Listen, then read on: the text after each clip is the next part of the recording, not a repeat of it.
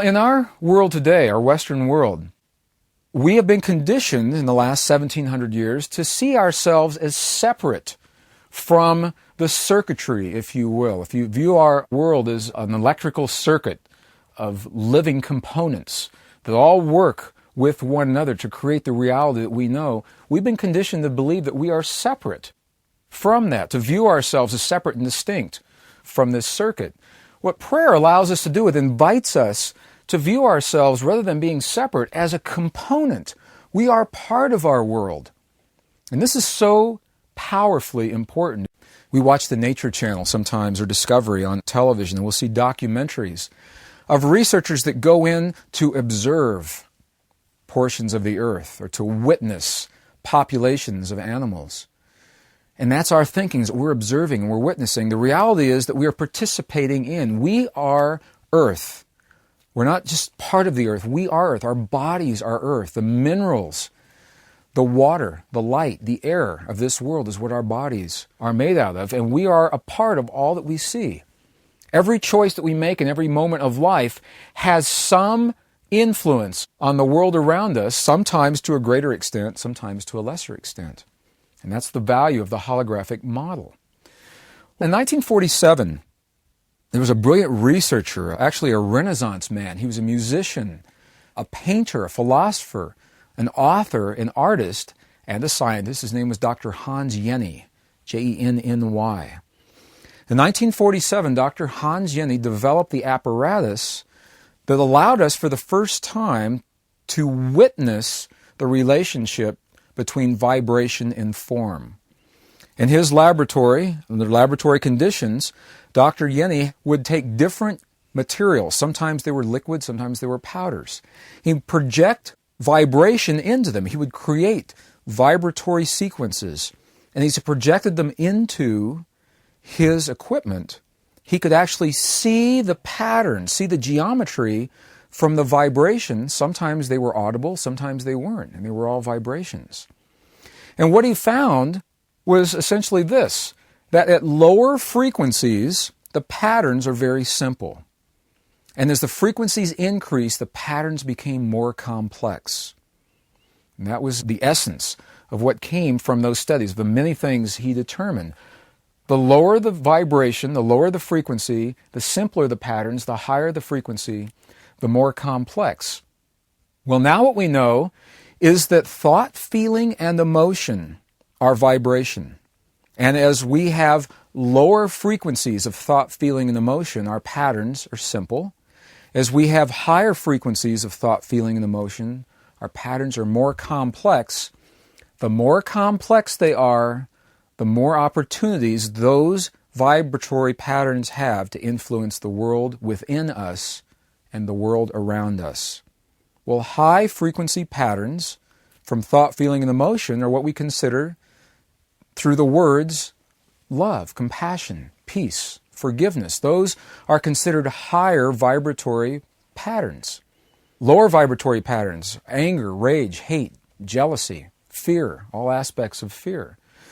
So as we wander through the ancient traditions, we're invited to embrace these higher vibratory qualities in our lives. Now, they didn't have the words to describe. They didn't know about Dr. Hans Jenny's vibratory apparatus and the science known as cymatics. They didn't know about maybe frequencies and waveforms. They shared with us in the only words of their time that our greatest attributes are drawn from deep within us through our expressions, compassion, love, peace, forgiveness. And now we've simply rediscovered that, redefined it through our own science in a language that we're comfortable with. What researchers now understand is that emotion actually provides the template for active DNA in our bodies, directly affecting our immune systems and our ability to reproduce cells. Okay, that's happening inside of our bodies. Researchers have also discovered now that emotion, vibratory template, has a direct linear effect on material outside of our bodies, on the world around us. Think about what that means. Is it possible the way you feel about your world or about something that's happened in your world? Could it possibly have any effect outside of your body on the world around you? And the answer now is yes. In 1995, studies were conducted by the HeartMath Institute in Boulder Creek, California. It's very interesting the way they chose to perform these studies. They took participants out into nature, and they seated them in nature, and they placed probes at specific strategic locations on the participant and in nature. They had probes in the ground for 2 feet, 3 feet, 5 feet, 50 feet away from the person. They had digital measuring equipment where they could measure the effects on leaves of trees and on the bark and on the rocks surrounding this participant. And they would ask the participant to become angry. And in the anger, what they found was that the earth around the participant responded in one way, and in joy and compassion that the earth responded in another way. They actually measured digitally the frequency response of rocks, trees, and leaves in the moment of what's called coherent emotion. In the moment where we align thought, feeling, and emotion into joy or into compassion, and the leaves and the trees and the earth responded, those frequencies were picked up by the probes within a 50-foot radius of the individual who is being tested. So one individual, at least in that instance, under those conditions, what was happening within that individual was being picked up and influencing living and non-living forms of matter within 50 feet. Well, this is really interesting, and it led to another series of experiments that asked something even greater. It was hosted by the HeartMath Institute. They invited a Russian Nobel Prize winning physicist to the United States. His name was Vladimir Poponan. Why would they invite a light scientist to study the patterns and the effects of emotion in our world? From the world of quantum physics, our world is made of light.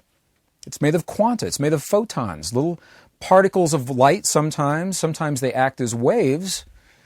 And our world may be thought of as being composed of these minute packets of energy that we call quanta, that are sometimes particles or waves. The question was, does our emotion have any effect on light, on the quantum world around us? So they devised some very ingenious experiments, and these were under laboratory conditions. The first experiment was to create a vacuum inside of a glass vessel, and they measured what was left in terms of light inside this vessel, and what they found was that the photons were scattered randomly throughout the vessel. That's exactly what they expected to see. The next thing they did was they took the same vessel now, and they introduced a tissue sample containing human DNA. And to their amazement, what they discovered was that the photons actually aligned themselves to the patterns of DNA. Then they took it one step further. They removed the DNA. The net effect was, when they went back in, even though the DNA was gone, the photons were still aligned to what had been there in the past. The effect now is known as the phantom DNA effect. Now think about what this means. At least in these conditions, in the laboratory conditions, for the first time, there was a phenomenon that was demonstrated that's been referenced through ancient texts, ancient traditions for thousands of years.